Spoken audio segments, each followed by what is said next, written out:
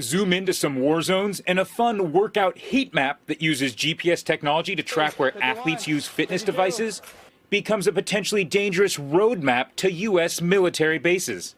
Today, the Pentagon announcing it will review guidelines for the use of all wireless and technological devices on military facilities, after the Washington Post reported that a curious 20-year-old student discovered they could reveal the locations of U.S. soldiers or spies. In certain areas, you can see a regular place where someone starts and stops their runs, and that's often their house. In Afghanistan, the roads of the Kandahar airfield lit up by soldiers walking and running routes. In a statement, Strava, the company behind the technology, says, "We take the safety of our communities seriously and are committed to working with military and government officials to address sensitive areas that might appear."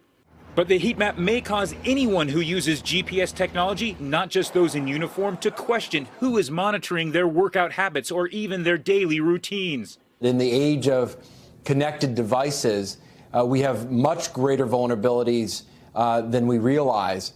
And then ironically, the most advanced militaries in the world may be the most vulnerable. Here at the Pentagon, military personnel as well as reporters are required to take off Fitbits and put smartphones into special boxes outside certain classified rooms. But that heat map clearly eliminates a path to the bike racks, which are just outside the gym.